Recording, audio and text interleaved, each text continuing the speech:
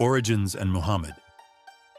In the 6th century, the Arabian Peninsula was a harsh desert land lying on the periphery of two great powers, the Byzantine Empire to the west and the Persian Sasanian Empire to the east. Unlike these centralized states, Arabia was fragmented. It was home to tribes bound by kinship, often at odds with one another, living a nomadic lifestyle that revolved around trade, livestock, and seasonal migrations. Religious life was equally diverse. Most Arabs were polytheists, worshipping a variety of tribal gods, with the Kaaba in Mecca serving as a sanctuary that housed idols of many deities. However, the peninsula also contained Jewish and Christian minorities, whose monotheistic traditions contrasted sharply with the prevailing pagan practices. Into this world was born Muhammad around the year 570 CE in the city of Mecca. Orphaned at a young age, he grew up under the care of relatives and became known for his honesty and reliability, earning him the nickname Al-Amin, the trustworthy. As a young man, he worked as a merchant and eventually married Khadijah, a wealthy widow who provided both material security and unwavering support for him. It was during this period of relative stability that Muhammad began retreating into the desert for reflection and prayer. At the age of 40, Muhammad reported experiencing his first divine revelation through the angel Gabriel. These revelations would continue throughout his life and were later compiled into the Quran, the holy book of Islam. His message was uncompromising. There is only one God, Allah, who demands both faith and righteous living. Alongside the call to worship a single deity, he preached moral reform, urging people to care for the poor, to abandon corruption and injustice, and to remember that all would be judged in the afterlife. This new faith, however, was met with fierce resistance in Mecca. The city's elites depended on the Kaaba as a pilgrimage site that brought wealth through the worship of multiple idols. Muhammad's rejection of polytheism was therefore not just a spiritual challenge, but also an economic and political one. As his following grew, his community endured persecution, harassment, and even a social boycott intended to starve them into submission. The turning point came in 622 CE, when Muhammad and his followers undertook the Hijra, a migration to the city of Medina, then known as Yathrib. This event marks the beginning of the Islamic calendar. In Medina, Muhammad was not only a prophet, but also a statesman and military leader. He established the foundations of the Ummah, a united Muslim community that transcended tribal loyalties, binding its members together through shared faith and law. Through diplomacy, alliances, and armed struggle, Muhammad steadily consolidated his influence, bringing many tribes of Arabia under the banner of Islam. By the time of his death in 632 CE, Muhammad had transformed a fragmented and polytheistic society into a relatively unified religious and political entity. Yet his passing also brought immediate uncertainty. Who would succeed him as the leader of the Muslim community, someone from his family, or someone chosen for their merits? This unresolved question laid the foundation for one of the deepest and most enduring divisions within Islam, the split between Sunni and Shia, Rashidun Caliphate. When Muhammad died in 632 CE, the young Muslim community faced its first great crisis. Who would lead them now that the Prophet was gone? His death had left not only a spiritual void, but also a political one. The community had grown from a small band of followers into a nation with religious, military, and administrative needs. To carry on Muhammad's mission, his companions created the title of Caliph, meaning successor, and elected Abu Bakr, one of Muhammad's closest companions, as the first to hold it. This marked the beginning of the Rashidun Caliphate, often remembered as the age of the rightly guided caliphs. Over the next 3 decades, 4 leaders would govern in succession: Abu Bakr, Umar, Uthman, and Ali. Each was chosen for his closeness to Muhammad and his personal qualities, rather than through dynastic inheritance. Under their guidance, the first Muslim state began to take shape. Institutions of governance emerged. Taxes were collected, a rudimentary bureaucracy was established, and military campaigns were organized. Despite limited resources, the expansion of the caliphate was astonishingly swift. Within a single generation, Muslim armies had defeated the Byzantines in key battles, stripped them of much of the Levant and Egypt, and crushed the once mighty Sasanian Empire entirely. In less than 30 years, a polity that had begun in the deserts of Arabia stretched from Iran to North Africa.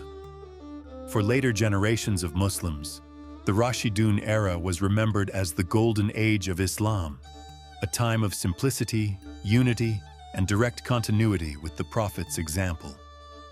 Yet in reality, these years were also marked by profound internal tensions. Leadership disputes were never far from the surface, and 3 of the 4 caliphs were assassinated. The most contentious debates centered on the figure of Ali ibn Abi Talib, Muhammad's cousin and son-in-law. Many of his supporters, later called Shias, believed that Muhammad had designated him as his rightful successor, and that only Ali and his descendants were legitimate rulers of the community. Others, who came to be known as Sunnis, held that leadership should not be tied to lineage, but to consensus and merit. These disagreements, at first political in nature, hardened over time into a religious schism. The Sunni-Shia divide, which began in the turmoil of the Rashidun period, would go on to shape Islamic history for centuries.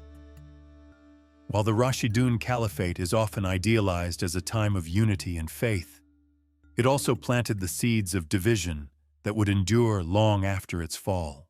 Umayyad Caliphate. The assassination of Caliph Ali in 661 plunged the Muslim community into turmoil and opened the door to a new political order. Leadership passed not to another of Muhammad's close companions, but to a powerful clan, the Umayyads, who established the first dynastic caliphate in Islamic history.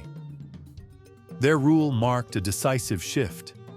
The caliphate was no longer simply a spiritual leadership tied closely to the Prophet's circle, but a hereditary monarchy centered in Damascus, with all the trappings of imperial power. Under the Umayyads, the caliphate expanded on an unprecedented scale. Arab armies swept across North Africa, reached Spain, and crossed into Central Asia, pushing the borders of Islam from the Atlantic Ocean to the Indus River. This vast empire was held together through efficient administration, new coinage, improved roads, and Arabic as the unifying language of government and faith. The empire's most visible symbols of prestige were its architectural achievements, such as the Dome of the Rock in Jerusalem, which proclaimed Islam's presence in the heart of former Byzantine lands. Yet the Umayyads also faced deep opposition. Their rule was resented by many who saw them as worldly and arrogant, more concerned with wealth and dynastic privilege than with upholding Muhammad's vision of a just society. The Shia, still loyal to Ali's family, rejected Umayyad authority outright. Their anger intensified after the tragedy of Karbala in 680, where Ali's son, Hussein, was killed along with his small band of followers. This event became a defining moment in Shia identity, symbolizing both martyrdom and resistance against illegitimate rulers. Despite these tensions, the Umayyads maintained power for nearly a century, blending Arab tribal traditions with imperial governance. But their reliance on Arab elites over non-Arab converts bred resentment, and uprisings steadily weakened their grip. In 750, the dynasty was overthrown by the Abbasids, who claimed descent from Muhammad's family and promised a return to more inclusive leadership. The Umayyad Caliphate left behind a paradoxical legacy. It was the era in which Islam became a truly global empire, stretching across 3 continents. Yet it was also a period in which the unity of the Muslim community fractured irreversibly. Its rise and fall marked the transition of Islam from a tribal movement into a world civilization. Abbasid Caliphate. The overthrow of the Umayyads in 750 ushered in a new dynasty, the Abbasids, who claimed legitimacy through their descent from Muhammad's uncle, Al-Abbas. Their rise was fueled by widespread dissatisfaction with Umayyad rule, particularly among non-Arab converts to Islam who had long been treated as second-class citizens. The Abbasids promised a more just and inclusive leadership, and when they seized power, they shifted the center of the Islamic world eastward, establishing their capital in Baghdad. This new city, founded on the banks of the Tigris River, soon became one of the greatest metropolises of the medieval world. The Abbasid Caliphate is often remembered as the pinnacle of the Islamic Golden Age. Baghdad blossomed into a hub of learning, trade, and culture, drawing scholars, poets, and merchants from across Asia, Africa, and Europe. Institutions such as the House of Wisdom fostered the translation of Greek, Persian, and Indian texts into Arabic, preserving and expanding upon the knowledge of antiquity. Advances in mathematics, astronomy, medicine, and philosophy flourished, while Islamic art and architecture reached new levels of sophistication. The Abbasid court itself became synonymous with refinement, immortalized in stories such as The 1001 Nights. Yet behind this brilliance, the Abbasid state was far from stable. The caliphs, though powerful in name, gradually lost control over the vast territories they ruled. Local governors and military leaders asserted autonomy, creating semi-independent dynasties that still acknowledged Abbasid spiritual authority but acted as rulers in practice. In North Africa, the Fatimids emerged as a rival Shia caliphate, while in Persia, the Bumayyads reduced the Abbasid caliphs to figureheads. Even in Baghdad, the caliphs increasingly relied on Turkish slave soldiers, the Mamluks, whose influence only grew with time. Despite these challenges, the Abbasids maintained their symbolic role as leaders of the Muslim world for centuries. Their caliphate provided a unifying religious framework, even as real political power fragmented. But by the 13th century, external threats proved overwhelming. In 1258, the Mongols under Hulagu Khan sacked Baghdad, massacring its population and destroying much of the city's grandeur.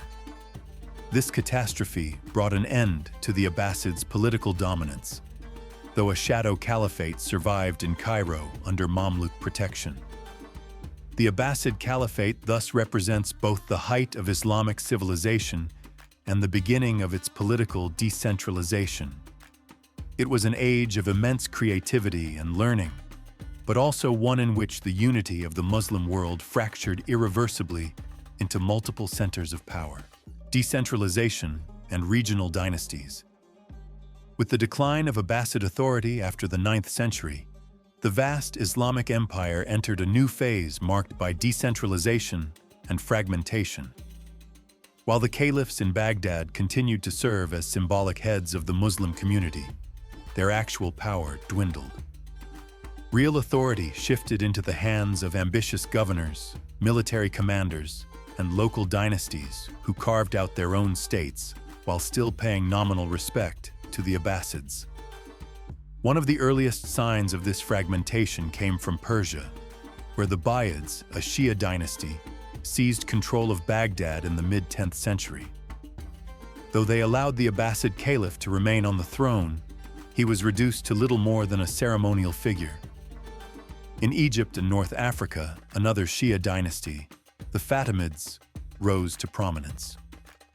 Claiming descent from Muhammad's daughter Fatima, they established a rival caliphate in Cairo, directly challenging Abbasid legitimacy.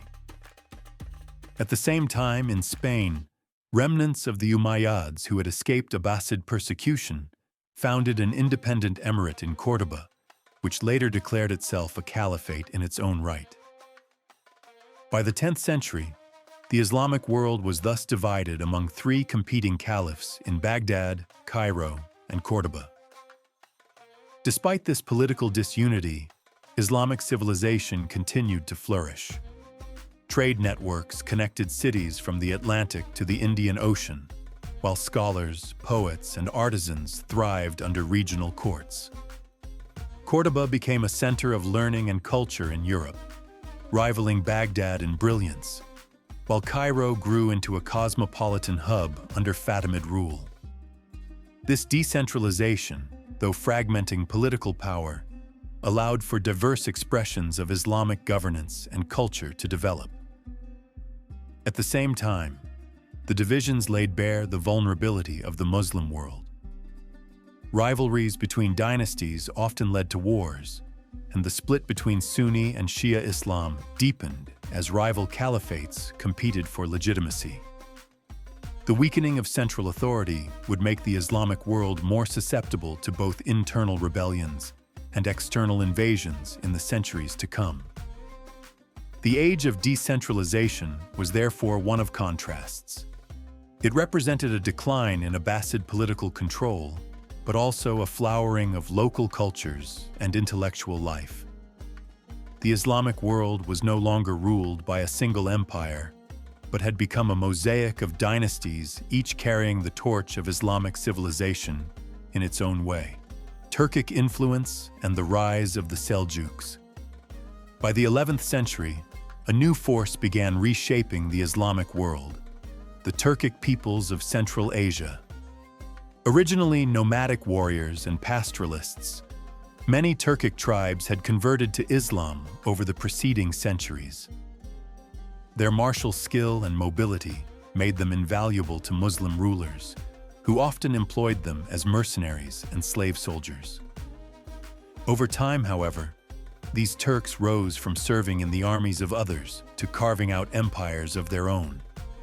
The most significant of these were the Seljuks, a powerful Sunni dynasty that swept out of the steppes and into Persia. In 1055, the Seljuk leader Tughril Beg entered Baghdad and was formally recognized by the Abbasid Caliph as Sultan, or temporal ruler, while the Caliph retained only spiritual authority. This arrangement marked a new phase in Islamic governance. The caliphs remained symbols of unity, but real political and military power rested in the hands of Turkic sultans. The Seljuks reinvigorated Sunni Islam at a time when Shia dynasties such as the Fatimids posed major challenges. They promoted Sunni scholarship, patronized madrasas, Islamic schools, and established institutions that standardized religious education.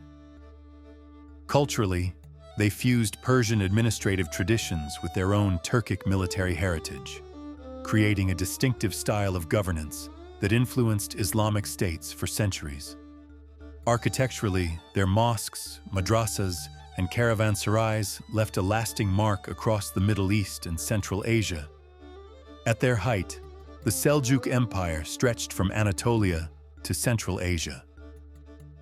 Their victory at the Battle of Manzikert in 1071 against the Byzantines opened Anatolia to Turkic settlement, laying the groundwork for the eventual rise of the Ottoman Empire. Yet their rapid expansion also sowed the seeds of instability.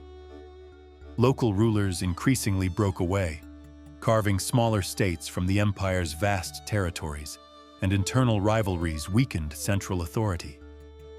The Seljuks' legacy, however, endured. They reshaped the balance of power in the Islamic world, defended Sunni orthodoxy, and pushed Islam's frontiers deep into Anatolia. They also inadvertently triggered one of the most dramatic confrontations in medieval history.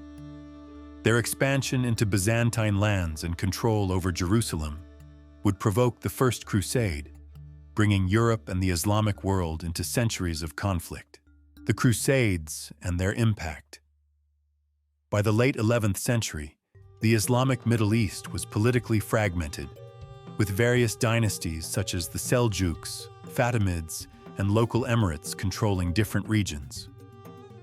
In 1095, Pope Urban II called for a military expedition to the Holy Land, framing it as a mission to reclaim Jerusalem and other sacred sites from Muslim rule. This marked the beginning of the Crusades, a series of religious wars that would last for roughly 2 centuries.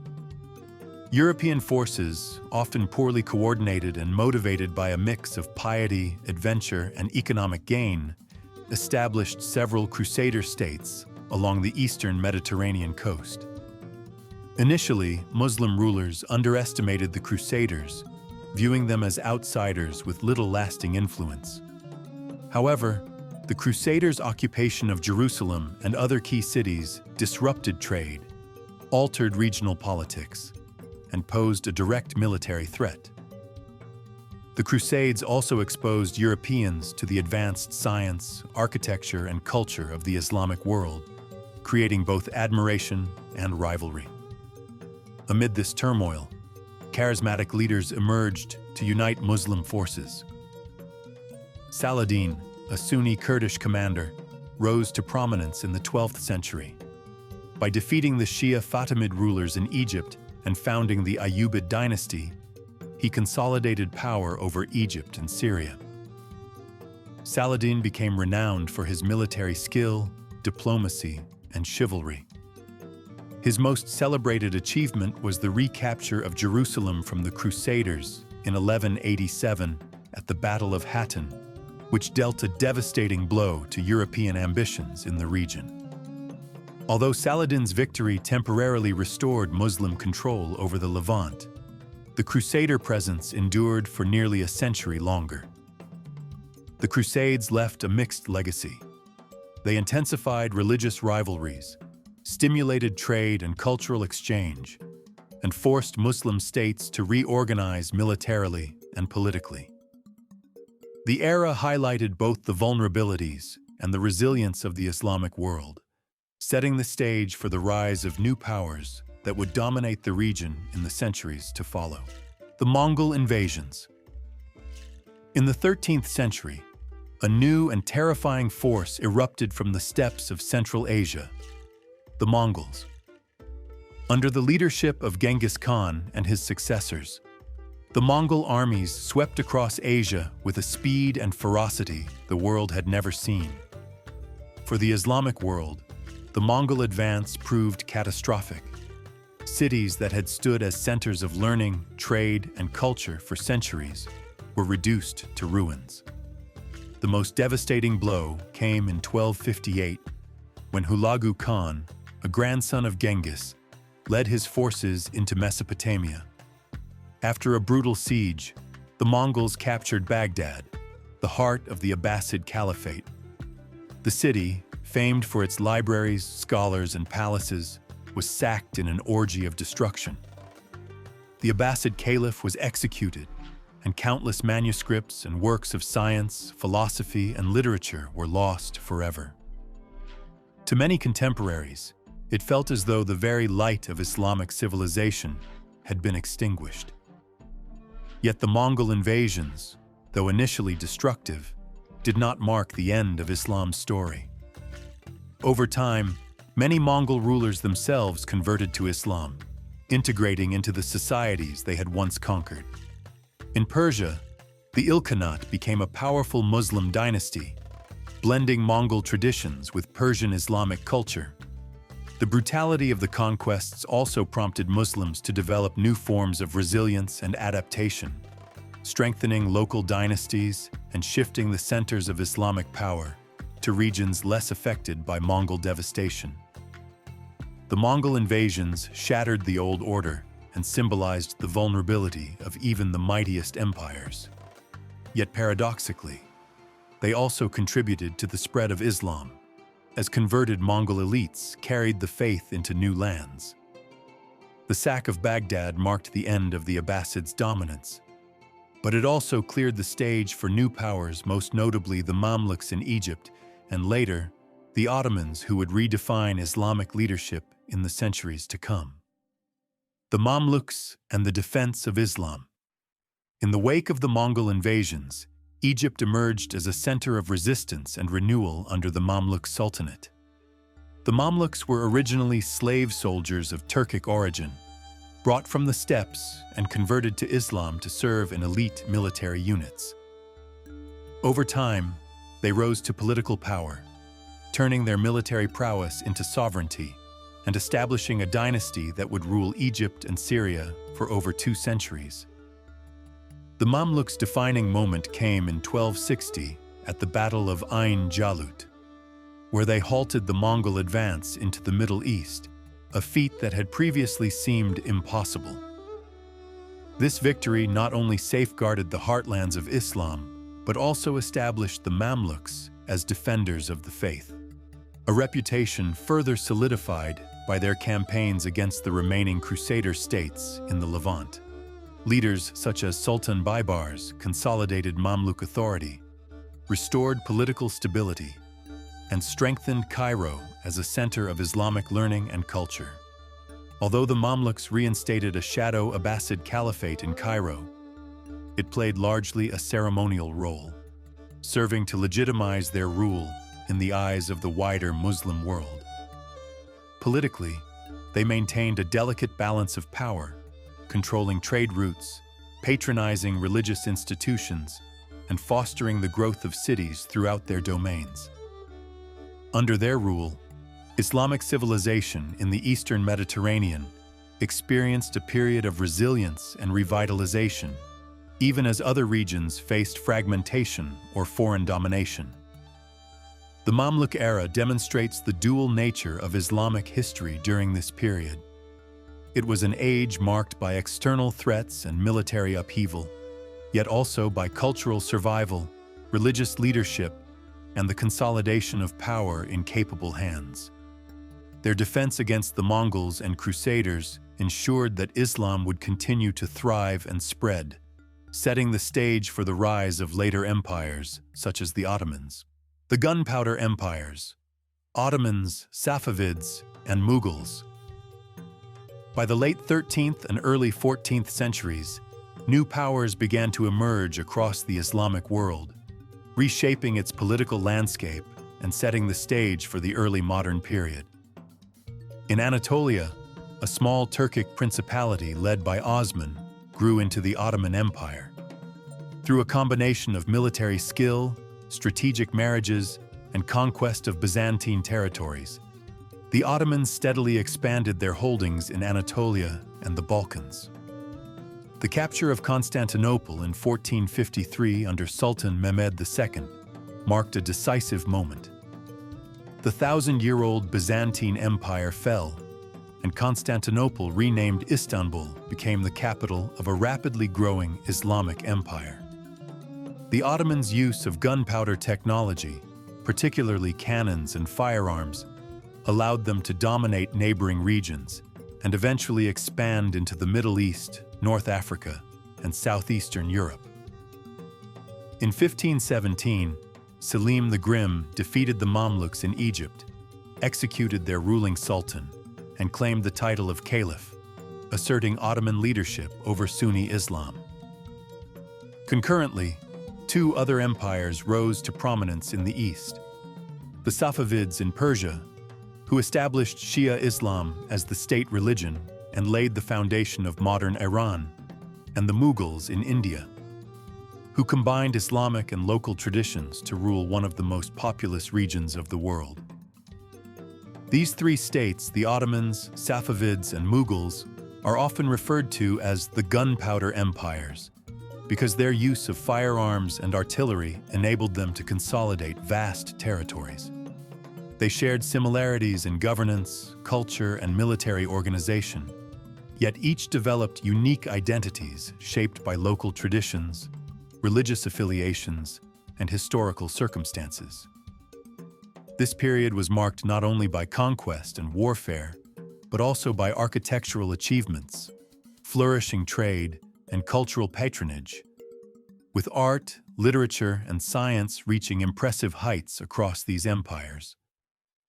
The Gunpowder Empires exemplify the resilience and adaptability of the Islamic world.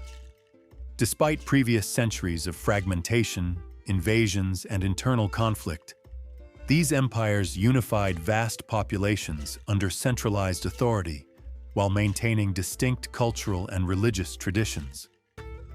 They would dominate the Middle East, South Asia, and parts of Europe for centuries, shaping the political and cultural contours of the Islamic world into the early modern era. Conclusion: the fall of the last caliphate. The Ottoman Empire, the last great caliphate in Islamic history, endured for 6 centuries, demonstrating remarkable resilience in the face of internal challenges and external threats. At its height, it controlled vast territories spanning the Middle East, North Africa, and southeastern Europe, uniting diverse populations under a centralized administration and Islamic law. The Ottoman sultans, particularly after Selim I, claimed the title of caliph, maintained religious authority over Sunni Islam, while exercising political and military dominance over a sprawling empire. However, by the 19th and early 20th centuries, the empire faced mounting difficulties. Nationalist movements, economic stagnation, military defeats, and European imperial ambitions gradually eroded its power. The aftermath of World War I proved decisive. The empire was partitioned by victorious Allied powers. Territories were lost, and the caliphate itself was formally abolished in 1924 by Mustafa Kemal Ataturk, marking the end of over a millennium of Islamic caliphal leadership. The fall of the Ottoman Caliphate brought an end to the historical institution of the caliphate, but did not erase the cultural, scientific, and religious legacies of Islamic civilization. From the deserts of Arabia to the grand cities of Baghdad, Cairo, and Istanbul, the Islamic world had experienced remarkable periods of conquest, intellectual flourishing, and cultural synthesis. While political unity was never fully restored, the faith, scholarship, and cultural achievements cultivated over 1,000 years continued to shape societies across the Middle East, North Africa, and beyond. The history of the Islamic world over this millennium reveals a story of extraordinary expansion and adaptation, resilience in the face of invasions and internal divisions, and enduring contributions to human civilization. It is a legacy defined both by its triumphs and its trials, leaving an indelible mark on world history.